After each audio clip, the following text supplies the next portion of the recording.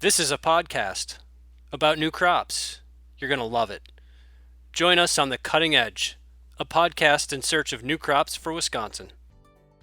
Hello, everybody. I'm Stefan Mirsky with the Emerging Crops program at UW-Madison. Today we're bringing you the first recording from our winter webinar series highlighting research at UW on a variety of emerging crops. In this presentation, given just 2 weeks ago, UW Associate Professor and Fruit Crop Specialist Amaya Atucha talked about her latest research in collaboration with the University of Minnesota on day-neutral strawberries and seedless table grapes, two emerging crops that are showing a lot of promise in Wisconsin to help grow the amount of local organic fruit that is produced here in our state. Amaya starts by talking about day-neutral strawberries, and then about 24 minutes in, she switches over to seedless table grapes. If you want to watch the full recording with the slides, you can find it on YouTube by searching for UW Emerging Crops. I hope you enjoy.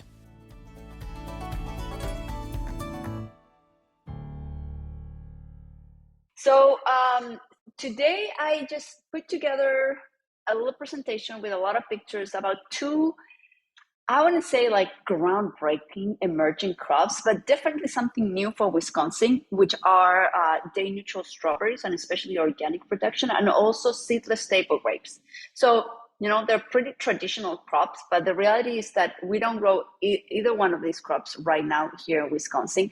And both of them have quite a bit of potential. And my lab is running some research on both of them. And we have a couple of grants for these two crops. So just thought maybe like I'll just talk about why are they new, what are the potentials that they had, and what are some of the data that we've collected and the opportunities and also the challenges that we see with these two new fruit crops.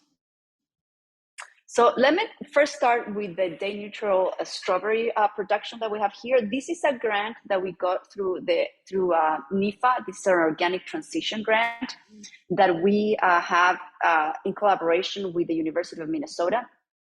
So we're working on this project together. And the idea behind this project was that when you think about Wisconsin and you look at the ag stats, Wisconsin is, I don't know, I think it's in the top 5 states of organic production. But when you look at those numbers and you break them and you look at fruit production, Wisconsin is 0.3%.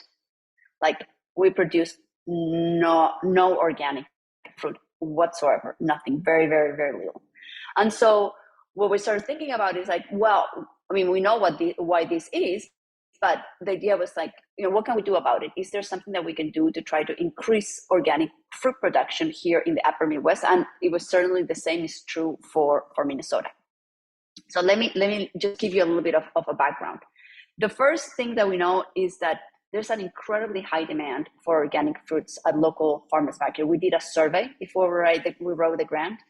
And every single one of those farmers markets that we surveyed said that they actually did not have any organic fruit, and the ones that had was minimum. And as I say, there are only 18% of the local demand for this organic fruit is met in Minnesota and in Wisconsin.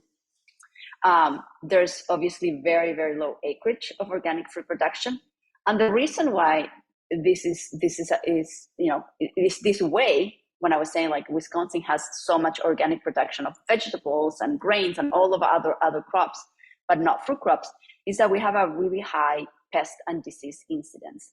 And why is this? It's because fruit crops are perennial fruit crops.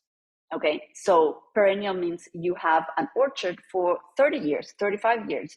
You have a vineyard for the same amount of time. So over the years, there's an increase in the inoculus, especially of diseases, but also of pest. So it's not the same when we try to grow, vegetables or some other like row crop that is going to be organic, in which at the end of the season, you go back there and you clean everything and that's it.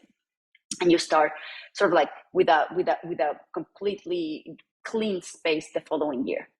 So that makes growing fruit organically really hard here in Wisconsin. Another problem that we have is also weed management. The same thing, perennial crops, there's the weed control that you can do is a lot more limited compared with annual crops or crops that have annual cycles. So when we started thinking about this, it's like, what would be a good alternative to think if we can increase organic fruit production?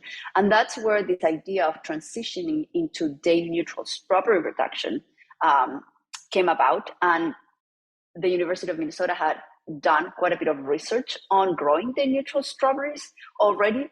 So we're like, okay, well, let's get together. Let's think about how we could do that, and that's how this project came about. We thought about transitioning into this day neutral strawberry production. And so for those of you that maybe are not very familiar with how we grow strawberries, the traditional way that we grow strawberry here in the upper Midwest is what we call a mated row system.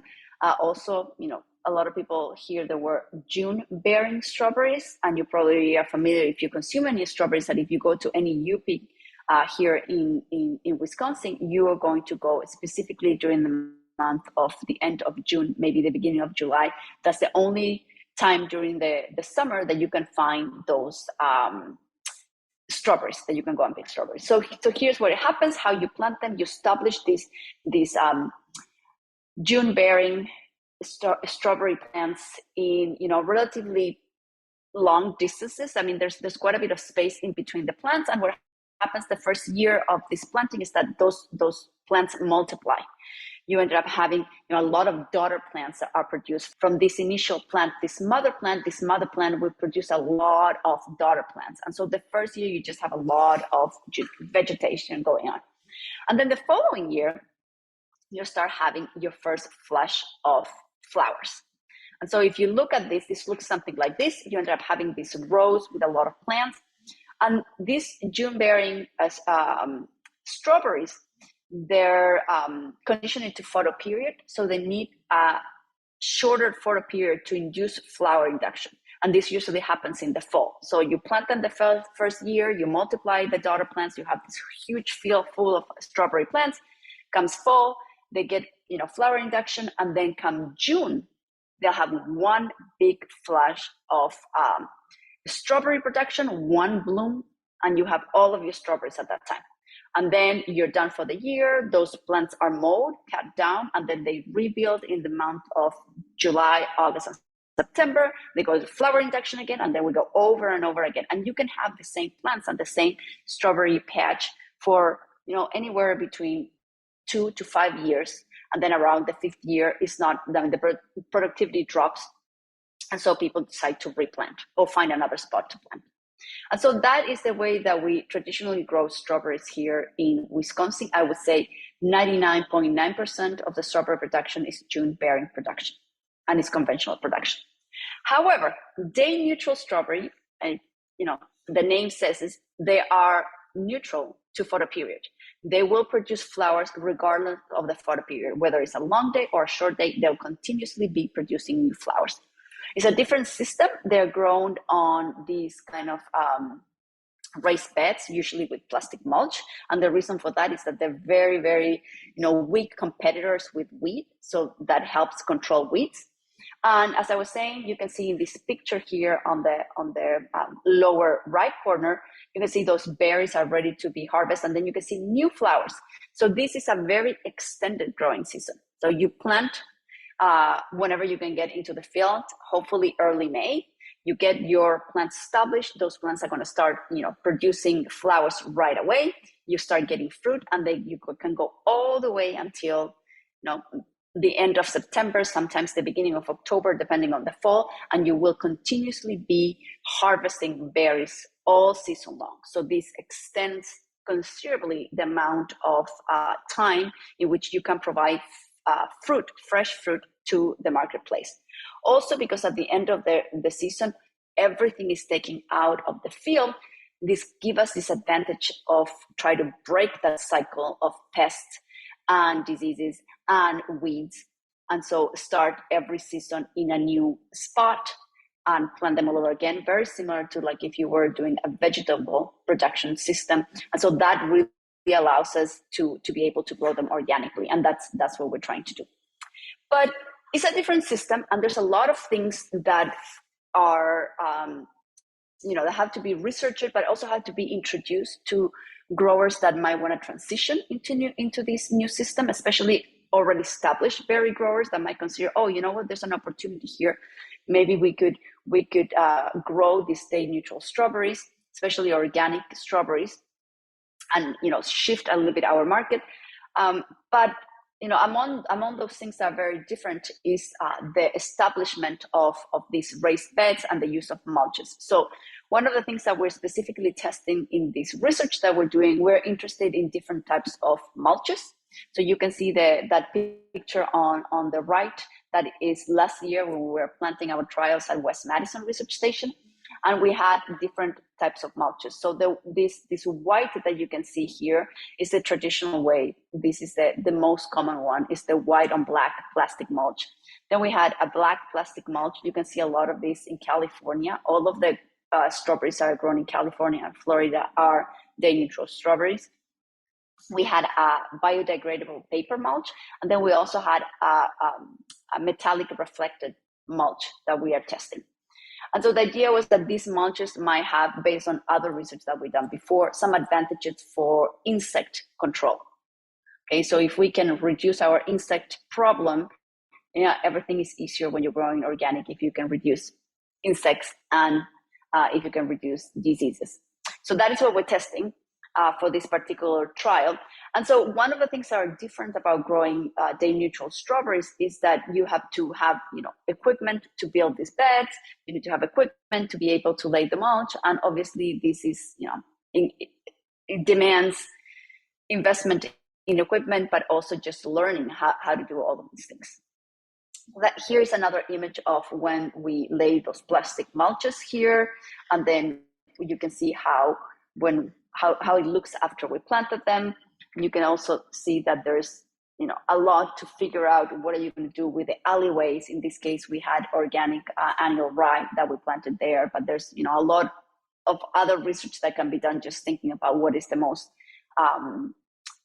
efficient and also economically viable way of maintaining those alleyways and trying to control weeds in there. How we establish them, and this is more or less what a bed looks and how many plants you put them. The distance, we usually plant them in 2 rows per each one of these raised beds, that they're separated by about 18 inches, and then each plant is separated within a row for about 12 inches. And then you can see on that image our paper biodegradable mulch that we were testing with the strawberries that probably were planted about like 2 to 3 weeks before. So that's how it looks after that. So let's talk a little bit about the yields. What are the kind of yields that you can achieve with this system? So here's some preliminary data that we collected last year for cumulative marketable yield per plant, which is in ounces. And you can see the solid line is Wisconsin and the dashed line is in Minnesota. We did have a little bit of a different experimental design. And so, the numbers are sort of comparable, but there are differences between the 2 sites. But what I want you to look at is that the first thing that I want you to look at is the length of the growing season. So we started harvesting somewhere, in very late July, and we continue all the way until the second week of October, until we got the first really, hard frost. So all of that time, there were organic strawberry production in southern Wisconsin that, if you're a grower, all the time you can be providing all of that either for UPIC or specific like farmers market. So really much longer window of harvesting. The yields were good. We did see some difference between the metallic and the paper seems to work a little bit better for us than especially the black. The black mulch, very commonly used on vegetable production, does not work well for strawberries because the strawberries really like cool weather. So the black plastic mulch got too hot and the plants were suffering from heat stress. And we actually did see during the growing season, the tip of the new leaves that are coming out from the base of the crown would have, a little bit of it, they were a little bit burned. So black mulch just doesn't seem to work for us. But, the metallic one and also the paper one, surprisingly, the paper one, that is the biodegradable one, seem to, be quite good. I also want to say that this is the cumulative market yield because as you can assume there's a lot of fruit that has multiple defects. We also had diseases and we had insect damage. And so this is not the overall yield, but just the fruit that we consider would be, would meet the commercial standards to sell them. Some of the issues that we saw during the growing season, tarnished plant bug is a big strawberry pest, whether it's June-bearing strawberries or day neutral strawberries, they love them.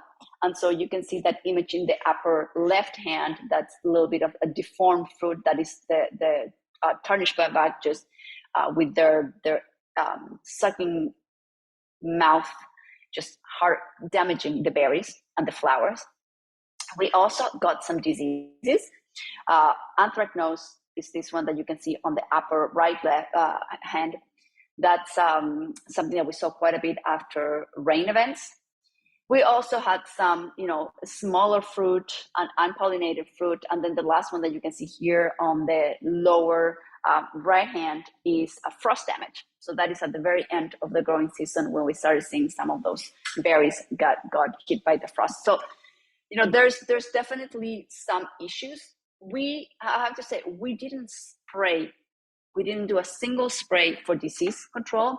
Most of our disease control was just, picking, making sure that we were cleaning the field, so there was no fruit left behind that could start rotting. And then we did one application of organic insecticide for controlling tarnished plant bug. So in general, very clean. We didn't have to do a lot of things, and our marketable yield was about 85 to 90%. Not the case in Minnesota. They actually did have a huge decrease in their marketable fruit. They only were able to harvest 45 to 50% of all the berries were considered marketable. So they had a lot more incidents of diseases than we had, and also tarnished plant bug. So these are this is how they look. You can see those beautiful berries there in that reflective bunch, a lot of extra light, beautiful color. And then you can see a tray of what we would typically harvest from our harvest zone in one day. At some point during the growing season, we had to go and harvest sometimes 2 or 3 times during the growing season to keep up with all the berries. So let's look a little bit at extrapolating these numbers of yield and what does it mean in terms of acreage. So if we extrapolate our study exactly with our 2 rows and with the planting densities that I showed before, is about 12,100 plants per acre. That's a lot of plants. And when you extrapolate the yield that we had, the cumulative yield, well, you can see that, anywhere between 25 to a little bit more than 30,000 pounds per acre of marketable fruit. And then, they're corresponded for total yield. So that's quite a bit of fruit, especially, and I think I added there, if you're comparing with the June bearing that you get one flush at the end of June, beginning of July, that usually is somewhere between 8,000 to 12,000 pounds per acre of fruit. So a lot more fruit that you get here. Now, this is where things get interesting, is that when we did our when we did our survey of the farmers markets here in Wisconsin and in Minnesota, they did have some growers that are producing organic day neutral strawberries. And so we were able to gather some data from them, but specifically we were able to gather some data from the farmers markets that they were selling their fruit. And so they sell their fruit easily at their farmers market for about $10 to $11 a pound of organic day neutral strawberries. And they get the same price if they sell them from their own farm. So that is, really, really interesting. One of the growers sells at a larger scale to some cooperatives, and he says that even for them, he gets about, something around $6 per pound. So that is so much more than you would ever get for June-bearing strawberries. So there's a huge potential that is unmet. Nobody's growing here in Wisconsin any of these strawberries, and certainly not organic. So we were really there's a huge potential for growing them and we show just with 1 year of data that you can successfully grow them here in Wisconsin. Some of the things are different, and here's where, like, yeah, those $10 per pound sound great, but some of the things that are different about growing the day neutral strawberries is that you can imagine there's a lot more labor and cost. I talked about building those beds, the mulch, the equipment that you need, but also they need to be fertigated. Because they are under mulch, you need to irrigate them and you need to provide nutrients. So that means also that you need to invest in a fertigation system, and not only invest on it, but also think about learning how to use these systems and learning how to provide what the plants need during the growing season so that you can achieve those maximum yields. So there's investment in just equipment, but also the time of learning how to do this. And the idea behind the day neutral strawberries to get adopted for Wisconsin is that we know that we have a lot of organic vegetable production here. And so one of the things that we were really hoping for is that some of these vegetable growers, considering that the system is so similar to producing, I don't know, I mean, it's not the same, but very similar to producing, let's say, tomatoes, that you still have to fertigate them. And especially if you're using mulches, that they could adopt this as having a source of fruit production. So those growers are much more familiar with fertigation. But if we think about new growers, or maybe some of the traditional berry growers that they don't have to deal with any of this, they would have to invest in this and also learn how to use these systems. There's more labor involved than in June bearing strawberries. One of the things is the clipper of the runners. I explained that in the June bearing production, you establish plants, and then during those first year, you get all of those daughter plants. Those daughter plants are produced by these runners that you can see here that will produce new roots and produce a new plant. But in the case of day neutral strawberries, you don't want daughter plants because you want all that energy to go into producing fruit. So you need to clip all of these runners, and that's quite a bit of work. The harvest from the end of July all the way until October, you can imagine harvesting 1 to maybe 2 to 3 times during the growing season, requires a lot of labor. Other issues such as weeds, even though we have the plastic mulch, is you still get a lot of weeds creeping up into those beds, and you can see these 2 images here at different times during the growing season. So we've been talking with some of the organic day neutral strawberry growers in Minnesota, and one of the things that they're using is landscape fabric in between the rows. They're keeping those rows much narrow in between those raised beds, and they're using landscape fabric. So that would be an alternative, and we haven't tested. It was not part of our research, but there's definitely new things to improve. The other thing that we're not testing in this particular study is that there's a huge potential of growing organic day neutral strawberries in protective structures, like in anything. Like you have a high tunnel or maybe a caterpillar tunnel, and then you take out of the equation all of the issues with diseases, which in a year that we get a lot of rain, I mean, it's hard to keep up. Those berries soak so much water, and we just need to toss those berries. There's nothing else that you can do. So that would be something else. And so this year we're going to have our second year of data. We've been doing a lot of webinars about day neutral strawberries. We have a lot of information on our YouTube channel. I don't know if anybody's familiar with it, but if you just go and you Google Fruit Wisconsin and YouTube, probably is the first thing that's going to come up. And then also on our website, fruit.wisc.edu, we have a lot of information that we are putting together, videos about how to scout and things like that I think they're going to be very valuable for those that are interested. So that wraps up what I wanted to talk about day neutral strawberries. I don't know if people have questions now. Maybe we can entertain questions at the end. But the second fruit crop that I want to talk about, this other project that we have, is seedless table grape production. So this is another crop that we don't grow any table grapes here in Wisconsin. All of the grapes that we grow here in Wisconsin are mostly for wine production. I'll say 95% of the grapes. Very, very little seedless table grapes, but there's huge interest for them. And this is another one of those crops that could be added into, somebody that, let's say, has a vineyard for wine production.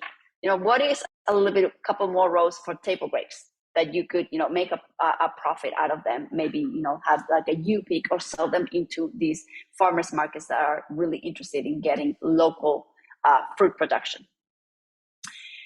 There are some older cultivars that they are seeded of table grapes that had been grown in Wisconsin, very old ones. They don't have a lot of appeal because they have seeds. These are probably traditional ones that they make like the grape jelly from. They tend to have a little bit of that kind of foxy aftertaste from the Labrusca vitis, that is one of the wild grapes. And so older ones, they survive the winter here in Wisconsin, and then some people have them in their backyard, but they don't have the same potential or interest as seedless table grapes. That is what everybody likes, and that's what I assume most of us buy from the store because you cannot get them locally. However, the University of Minnesota has a grape breeding program. A lot of our wine grape varieties are coming from that breeding program, and they've been recently working on developing seedless table grapes that have improved cold hardiness. The problem with a lot of the table grapes, if you think about table grapes that they grow in California and in other parts of the United States, all of those are not cold hardy enough to survive the winters in Wisconsin. So we just can't grow them here. But with this group in Minnesota developing these new cultivars, there's a huge potential there to come up with a new market for local table grapes, seedless table grapes. So let me tell you a little bit about the story of how we ended up here with testing these seedless table grapes. Many, many years ago, there were some seedless table grapes trials here at UW-Madison and also at the research station in Door County, Powers, the Peninsula Research Station. There were about 12 cultivars planted in 2007. And then there were an additional 4 that were added in 2011. So those trials were up there in Peninsula and here. So here's a list of all the different cultivars that were tested. You can see there a lot of them come from Cornell University that also has a great breeding program, the University of Arkansas that has also a great breeding program, and from all over the place we tested all of them. They were all planted and all tested. However, that trial ended. The reason why it ended was because of cold damage. A lot of those seedless table grapes were not cold hardy enough to survive the winters here in Wisconsin. And so we learned that many of them were just like, they just died within the first maybe 4 or 5 years. That's it. We never got a crop out of them. Other thing that we learned is how to grow them properly. Most of those trials were based on a training system that is called VSP, vertical shoot positioning. You can see here the picture of this group of my grad students at the time they were pruning them, and so those shoots are growing up. That is really not an ideal training system for this kind of grapes that really like to grow downwards, and so we've changed it, the way that we're growing them to more what you can see on the image on the left, this high cordon in which the shoots, instead of growing in an upward position, grow on a downward position.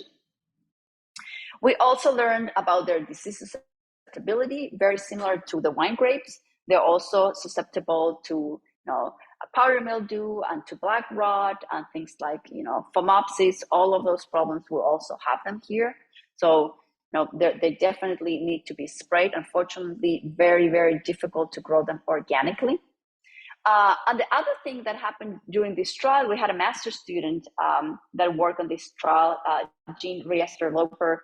She did a consumer survey and used a lot of the grapes of the varieties that actually did survive, and we were able to harvest fruit. She did a lot of consumer surveys and testing and tasting of these grapes.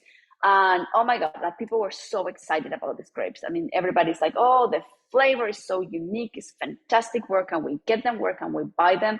And so there is definitely a huge interest because these grapes, I mean, the taste of these grapes are superior to anything that you can get at the grocery store.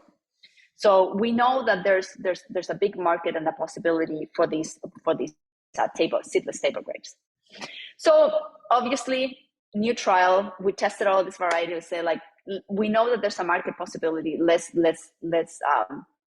write a grant and let's see if we can start a new trial in which we could test some of the cultivars that did survive the original trial of 2007, and let's add some of these new selections from the University of Minnesota. So this is a collaboration with Jason Fishback.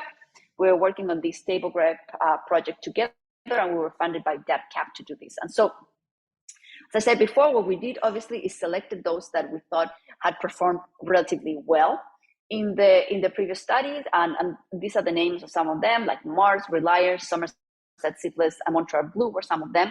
And then we added 3 selections from the University of Minnesota breeding program that we're testing here. And we added new locations. So the first trial was only in 2 locations. Now we have this replicated in 5 other locations. So we have one up in Bayville, in Richland Center, in Chippewa Falls, and in Sturgeon Bay, again at the research station, and also we have one at Spooner. And some of these locations are actually grower collaborators that established some of these cultivars in their already established wine grape vineyards. Here in Madison, we established the new trial earlier before we actually got this grant. We planted in 2018, 2019, and we have a little bit different varieties. We only have Mars, Reliers, Somerset Seedless, and 2 of the selections from Minnesota. So that was planted between 2018 and 2019. If you remember, you were here, 2019, 2020 was the last polar vortex that we had, and all of our vines, everything that we had grown for the first year went all the way down, and we had to start all over again. The plants did not completely die, but we had to retrain them. So basically, we think about these vines as planted in 2020. And so last year we had our first harvest, and you can see, oh, sorry, and I forgot to say, the other locations were planted in 2022, so just last year. So it's only at this point the trials that we have in West Madison, the one that we're collecting data for yield data. So here's a picture of the beautiful table grapes that we harvest this year. The fruit was beautiful. It tasted great. We had some really, really nice fruit. And I'll talk a little bit about, some of the metrics that we collected and yield-wise what we saw. But you can see here the beautiful colors. We have, multiple colors. We have from this really nice, beautiful clusters from Mars, tend to be a little bit bigger berries, and they're purple. Reliance that has this beautiful color depending on when you harvest them. The thing about table grapes that is different from wine grapes is that anything that you eat in terms of fruit is this ratio between the acidity and the sugar content. When we think about production of grapes for wine, we really want that sugar to be very high because that sugar is afterwards converted in alcohol through the fermentation process. In the case of the table grapes, we actually don't want really high sugar. We want to find that specific balance between the sugar and the acidity that makes them interesting, that makes them pop, that makes them feel like fresh. So we don't have to harvest them with really high levels of bricks. I mean, there's no point of having to wait to get to 25 bricks on any of these table grapes. So you can harvest them at different times. And in the case of Reliance, you can see how the color changes quite a bit depending on when you're harvesting them. Somerset Seedless is so pretty with this pinkish color. It's beautiful. Then we have some of the Minnesota ones. We have this one that is a traditional green color, and then this more really black and dark color from these 2 selections. So let me tell you a little bit about what we learned from this first harvest. First of all, these table grapes are ripe much earlier than wine grapes. So we harvest them in mid-August, when we harvest a lot of our other vineyards for wine grape production. We actually start harvesting about a month after that. So these ones come a month before. And as you can see here from these pictures, the birds love table grapes. So they had a feast with our table grapes. Actually, we lost a lot of our yield just because, we were on our schedule of thinking about growing wine grapes, and we never thought about oh my God, we need to net them earlier than we net anything else. So netting is a must, and it has to come really early because the birds love them. They are, as I said, are ready a month earlier, and especially if you have a very dry summer, I mean, the birds are going to go directly to eat all of your table grapes. The values of acidity, measuring tradable acidity, were between 10 to 18, which is pretty, reasonable. As I said, you could have a lot more acidity in this type of grapes, which is not necessarily what you want on wine grapes, just because that acidity brings up that freshness, which is not necessarily the case when you're making wine. In terms of bricks, we harvest them, the different cultivars, between 14 and 20% bricks. That's what we got. And then the yields that we got were about 10 pounds per vine. And in some cases, especially on the Minnesota one, much less, because those actually were planted a year after, so they were smaller vines.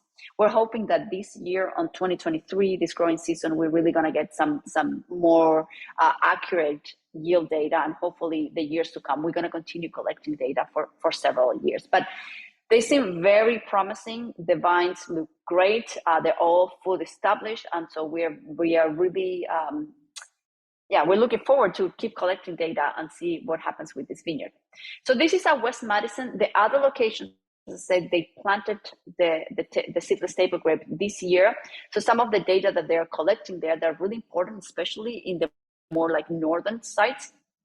Vine survival, really critical to make sure that all of these selections, but also the cultivars that we have identified as potentially good cultivars, really do survive the winter up there in the northern parts of the state.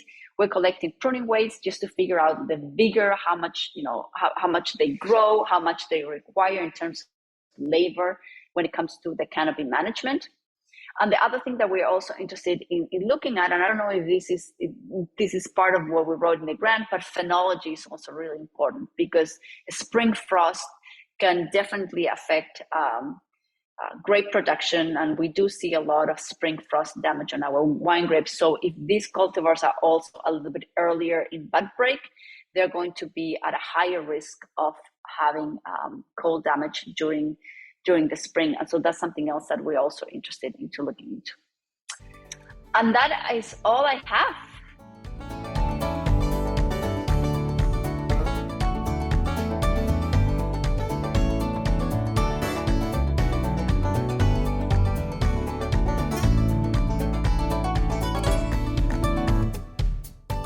Well, thanks to Amaya for this presentation, and thank you all for listening.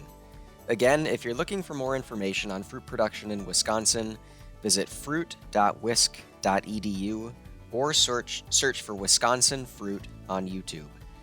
We also have great resources and information on day-neutral strawberries and seedless table grapes on the Emerging Crops website at www.emergingcropswi.org. Brought to you by the University of Wisconsin-Madison Division of Extension.